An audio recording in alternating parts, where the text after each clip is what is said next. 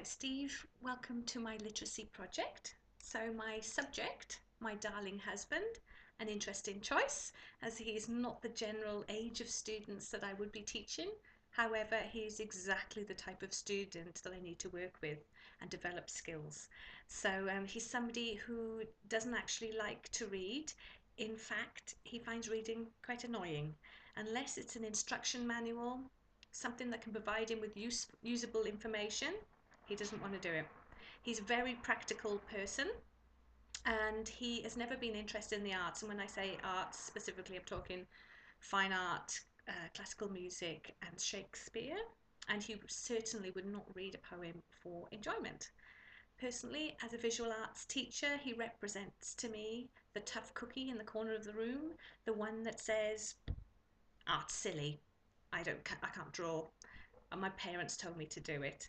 And for me, those are the type of students that I really enjoy working with. I need to show them that everyone is creative and everyone has these strategies built inside them, as Tavani says, to help them decipher what they don't know. Okay, so I had an initial chat with my subject. We discussed the project, a poem by Sylvia Plath called Your. I'm concerned from our initial chat that he thinks it's all a trick to show how illiterate he is, which is certainly not the case. He wants to help me with the project, but he's really very hesitant about it. So I need a lead into the project, something that shows the essence of it and proves that I'm not out to embarrass him. So I've decided to use the text you did, Steve, in the tutorial, the Tivani de Triberes. I think this is an ideal way to do this. Using the Tavani text was an excellent idea. It accomplished exactly what I wanted it to do. He used most of the strategies that the students read it in the tutorial did. Within a few seconds, he realised it was the story of the three bears, picked out words he knew. And once he had the essence of it, I decided I didn't want to dwell on this text as it was to be used for the icebreaker only. I praised my student for his great detective skills and assured him that I was not out to make fun of him. I read it very badly in the Italian accent, and my subject was more relaxed and welcoming to the next text. At first, Jason found it very difficult to verbalise his thought processes with the new text. And without that going on, the first cycle was very, very painful. It looked like he was drowning in a sea of words, and it just didn't make sense to him. He would pick out the odd word or couple of words and just say, "It doesn't make sense, it doesn't make sense." And he couldn't use any background knowledge. Nothing seemed familiar or recognisable to him. And because he was not verbalising all his thought processes in an open way and everything was trapped inside him, he couldn't really identify specific parts that were confusing. The whole lot of it was confusing to him. He didn't look for patterns. However, he didn't actually resist the temptation to give up, which I am very proud of him for doing. He eventually started picking out words and saying what they meant to him.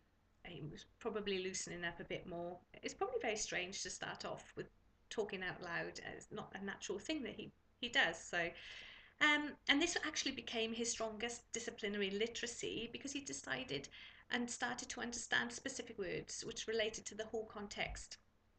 But he found it very difficult to link them all together and create an understanding of the entire text. This is where I stopped the session.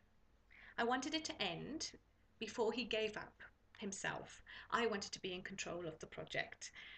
I thought it was a good time to let his brain process information that he had put into it, and also I had a really good starting point for cycle 2.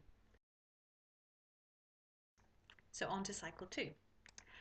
I looked at what we'd learnt from cycle 1 and pinpointed certain things that my student needed to do in order to progress. And these were to make inferences from the text, use these inferences to develop an understanding of the whole text. There was a problem with a leap of faith.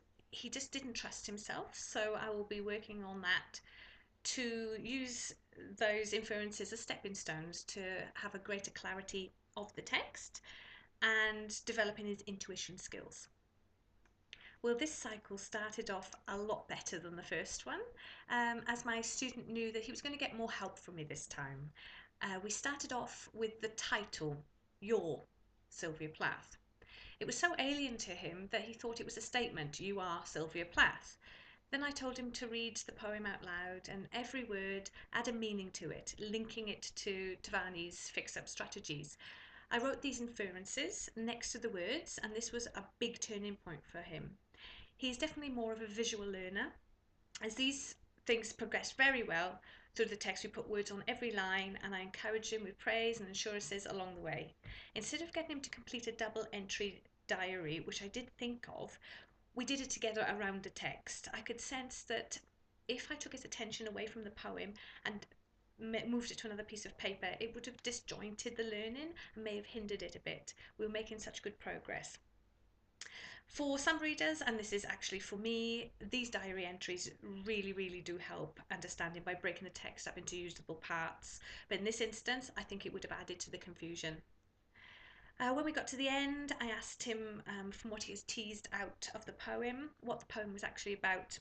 He went through the words slowly, saying them out loud, but not making any links as to the underlying concept.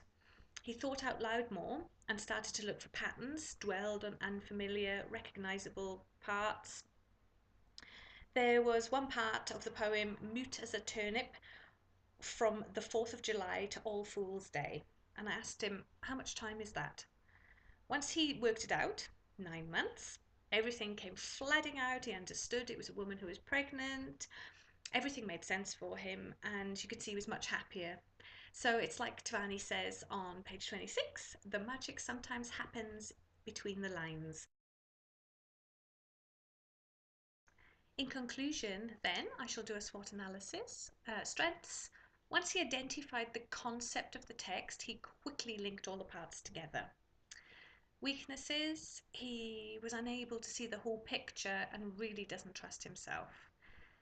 Opportunities, I'm sure that if I worked on his self-efficacy skills, linking the parts of the text will come easier and easier for him.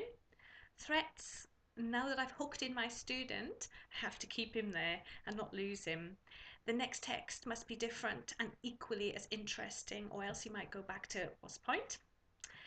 So summing up the literacy project, I have learned so much from completing the project myself. This is probably the best way of assessing our learning and embedding the learning. The lectures have been highly relevant, giving us the background of the term literacy. The tutorials have been mini literacy projects in themselves, giving us the skills and strategies to complete our own projects. The most important skill I have learned is the art of listening and not talking over the conversation. So the 2-minute partner chats have been invaluable to me. And lastly, the textbook, absolutely brilliant. It has been a wonderful read. It's very authentic and the strategies are easy to use. In fact, the author is discussing the inherent strategies we all have access to and unpacks them in a very usable way.